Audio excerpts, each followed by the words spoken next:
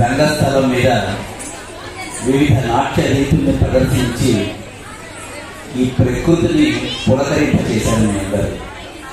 సంగీతము నాట్యము ఎక్కడ ఉంటాయో ఆ దేశము, ఆ రాష్ట్రము, ఆ నగరము, ఆ స్థలము సస్యశ్యామలను ఉంటుందని నాట్య శాస్త్రం అంటే మనందరికీ సోషల్ సైన్స్ మ్యాథమెటిక్స్కి టెక్స్ట్ బుక్స్ ఎలా ఉన్నాయో నాట్యాన్ని కూడా ఒక టెక్స్ట్ బుక్ ఉంది. ఆ టెక్స్ట్ బుక్ పేరు నాట్య శాస్త్రం అన్నారు.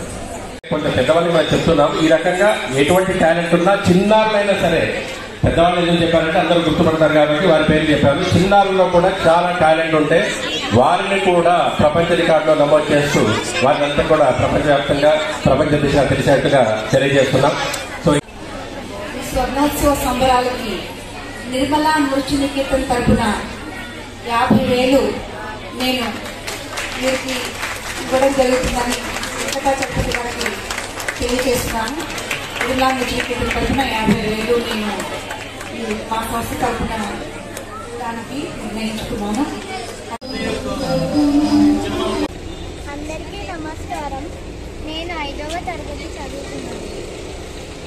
నేను ఈరోజు డాన్స్ పర్ఫార్మెన్స్ చేశాను. నా పేరు రిషిత. నేను మా గురువుగారు నిర్మల డాన్స్ అకాడమీలో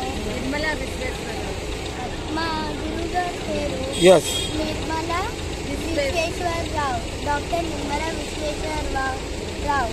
నేను ఈరోజు పర్ఫార్మెన్స్ చేశాను. ఎక్కడంటే చెప్పండి ఎక్కడెక్కడ చేశారు? శాశ్వత పరిశుభ్రత ఓకే. హైదరాబాద్. అచ్చా నేను ఎడిట్ కట్ చేస్తాను.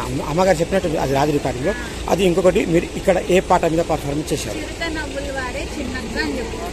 నేను సిరికన్నములు వాడే చిన్నక్క ఇంకా వేడుకున్నామా పర్ఫార్మెన్స్ చేశాను.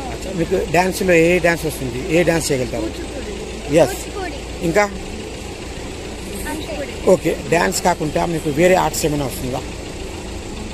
అచ్చా, సింగింగ్ ఏమైనా, డ్రాయింగ్, పెయింటింగ్, స్కెచింగ్? స్కేటింగ్ వచ్చు కదా? స్కేటింగ్ వచ్చు. ఓకే. ఇంకొకటి, మీరు పెద్దయ్యాక ఏం అవ్వాలనుకుంటున్నారు? మీ డ్రీమ్ ఏంది? మీ గోల్? డాన్సర్. Very nice. ఇంకా మీకు గురుగారు ఏ విధంగా ఇస్తున్నారు ట్రైనింగ్? ఓకే. మీ గురుగారు మీకు ట్రైనింగ్ ఎలా ఇస్తున్నారు? అచ్చా, మీరు గతంలో కూడా ఇంతకు ముందు కూడా ఏమైనా అవార్డ్స్ తీసుకోవడం జరిగిందా? రవీంద్ర భారత్లో తీసుకున్నాను. ఇంకా 2024 ఏప్రిల్లో నాకు గుర్తులేదు. ఓకే. ఓకే, ఏదో ఒక. ఓకే. ఈరోజు ఇక్కడ.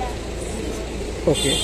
ఇంకా ఈరోజు మీరు ఇక్కడ పర్ఫామ్ చేస్తుంటే ప్రతి ఒక్కరు మెచ్చుకున్నారు, బాగా చేశారన్నారు, ఎక్స్ప్రెషన్స్ కూడా బాగా ఇచ్చారన్నారు.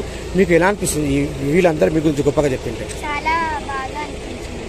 ఓకే మేడం, మీ మీకు ఈ అవకాశం ఇచ్చిన ఈ సంస్థకి, ఆర్గనైజర్కి, గురువు గారికి ఏమైనా చెప్పాలనుకుంటున్నారా మీడియా ద్వారా?